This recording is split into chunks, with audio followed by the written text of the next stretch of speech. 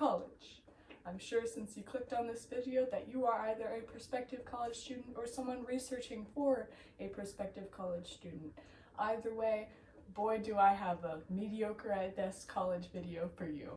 First, I want to set some ground rules. Number one being, do not expect this video to be to a high quality.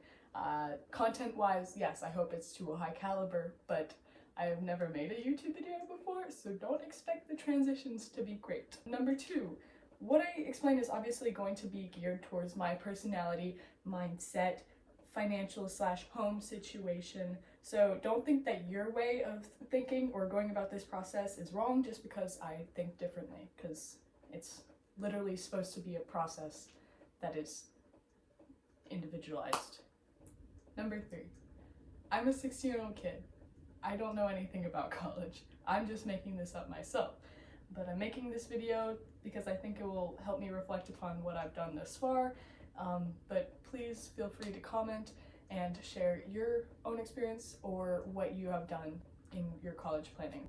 As for the content of this video, I'm going to try and do the thing where like you divide the YouTube video into sections, but I don't know if I'm going to figure out how to do that.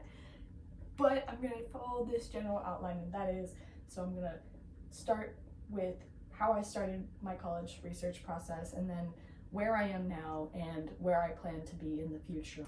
Just going through each of the steps that I've already taken, what actions I'm currently taking, and then my schedules, like planning for the future. Before I start anything though, just take a breath. Remember that the more research and the more you learn about yourself, the more you're going to feel that stress of like not knowing stuff evaporate, and I can vouch for that. I started this process back in like January, I think, like when I first started thinking seriously about college, and already I feel much more confident, not in only in who I am like as a person, like I feel more like I know more about myself, but also where I'm headed in the future. So just keep that in mind.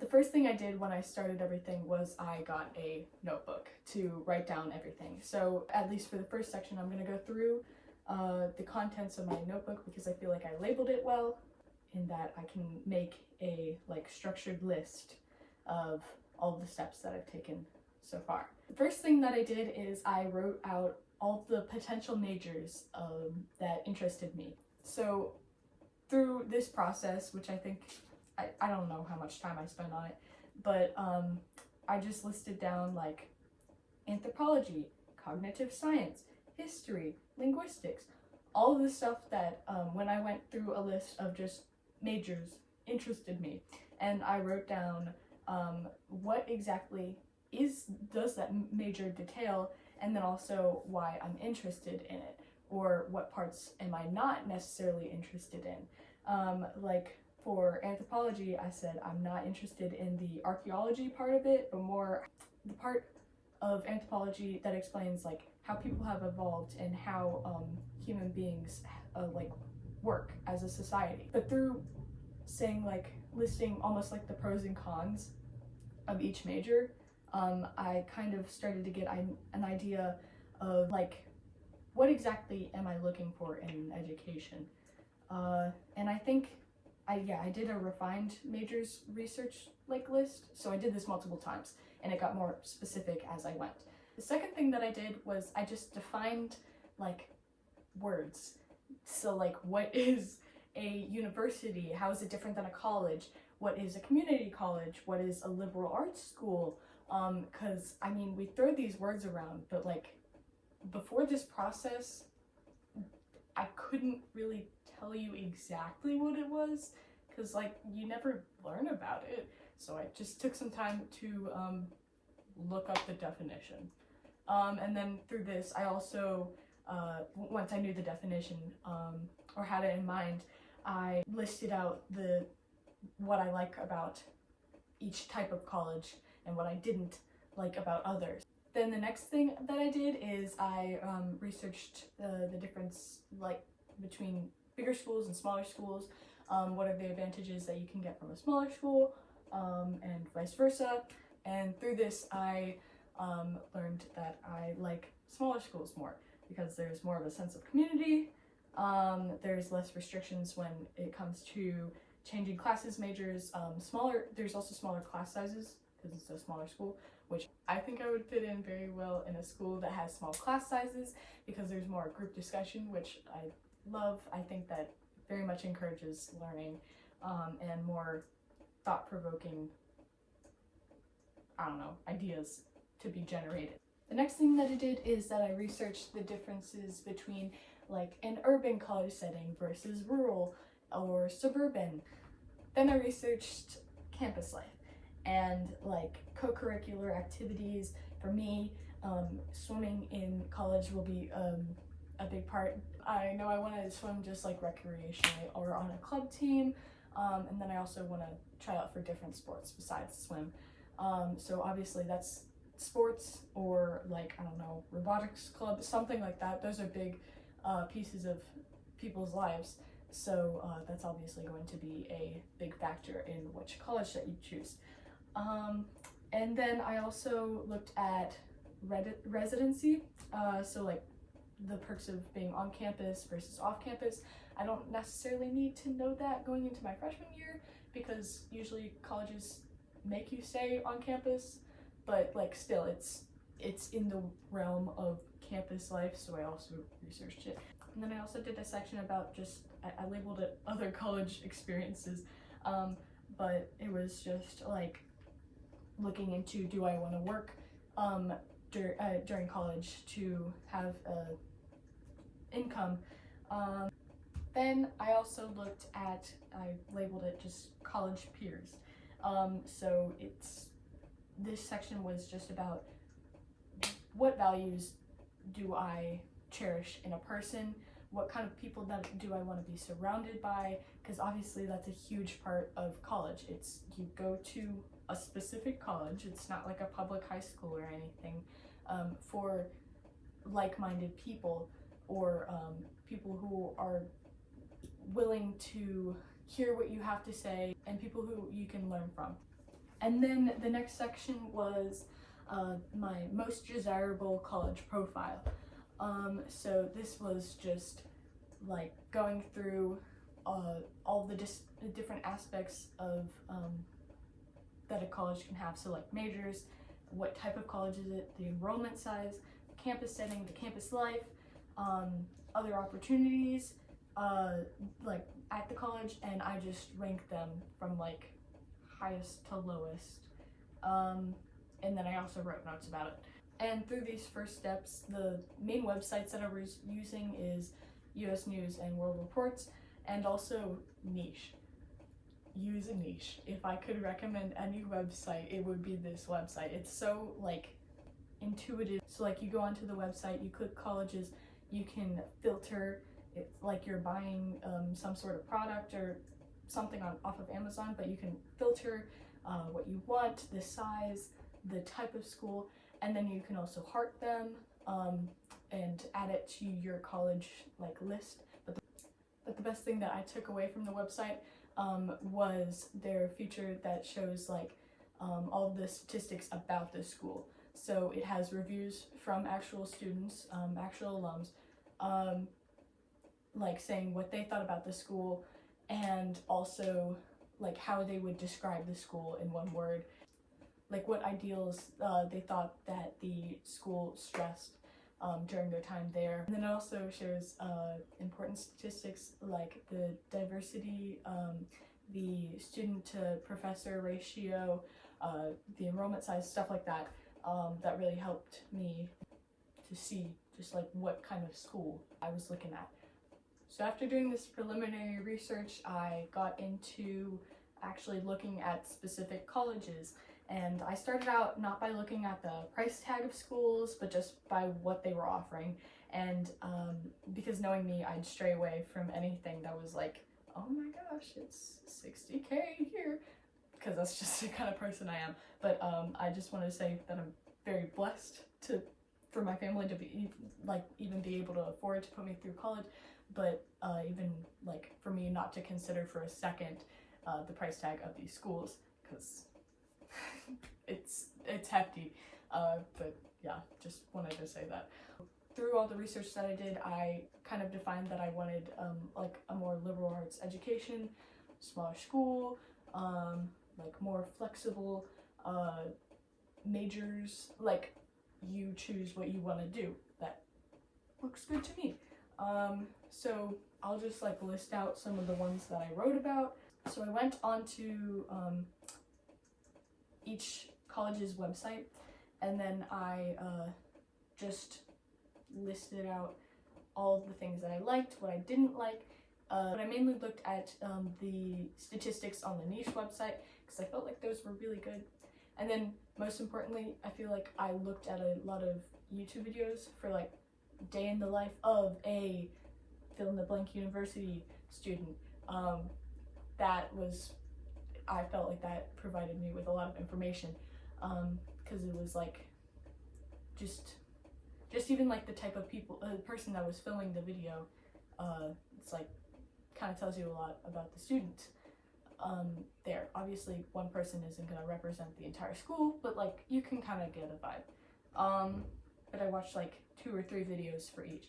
Oh, also make sure I did not watch like the school sanctioned videos. I made sure to watch like individual people just making these videos for the sake of making it, not like they were getting paid by the college to make them. Yeah, so I'll just list out all of the colleges that I was looking at. So Middlebury, Davidson, Vanderbilt, Swanee, Rhodes, Swarthmore, Washington and Lee, Amherst, Emory, William and Mary, Wake Forest, Duke. Okay, so I'm gonna kind of transition into where I'm at right now, rather than what I've already done since I started this process back in January. So obviously all of these schools that I just listed are like very top-notch, high level, and I did that because I have this kind of idea in my mind that I'm like starting out with the high level schools, seeing what the best there is to offer at this level, and then I'm going to do a second round of research, which I'm starting right now. So I'm kind of restarting this whole process of looking at different colleges on niche and then looking at their websites, repeating that, but with lower level schools, because obviously I can probably get some good scholarship money and go to a school that's maybe it's lower ranked in the nation, but it has just as good of an education. But obviously, since I'm a rising junior, I'm not really looking into scholarships right now because I haven't even taken the SAT. I'll talk about that in a moment though. But yeah, and I also planned college visits, so I'm going to visit Davidson, Furman, Wake Forest, and then also USC and Clemson. I added USC and Clemson because they're obviously big state schools, and you can get that in-state tuition. They're not my top choice of school, but I still want to look at them because they still are very highly ranked schools, and if anything, it gives me a different perspective of, like it can reinforce that what I value in a small school is I do actually like that, if that makes sense. But also their honors programs and honors colleges are pretty good. So I don't know what happened. And then I also want to visit Emory and Middlebury, but they're kind of far away, so we'll see how that plans out. I just gotta like look at that. But yeah, I'm touring those 5 colleges this summer, like 2 weeks from now. But anyway, so now I'm looking into less prestigious, more affordable schools, so like Queen's University of Charlotte, Wofford, schools like that, because college and the SAT go hand in hand. I'll also talk a little bit about that. So recently I've started doing just like 15 minutes of Khan Academy questions, if anything, just to jog my memory. But anyway, just yesterday I did some more research on like strategies for studying, like how to start studying for the SAT. I bought 3 SAT books. I can show the covers of them up here. But I don't know how good they're gonna be. But they had really good reviews. But anyway, so my plan of action is I scheduled an SAT for November 4th. I was gonna do it earlier, but I was busy with swim. So I wanted to start my first SAT, just like, well, I'm doing practice SATs on Khan Academy and College Board, but I want to just like start it early, get a baseline, then go from there. But so I'm going to be using the books that I bought, like annotating and reading through every chapter on the weekends, and then doing Khan Academy during the weekdays, like implementing those strategies that I learned on the weekends through practice problems.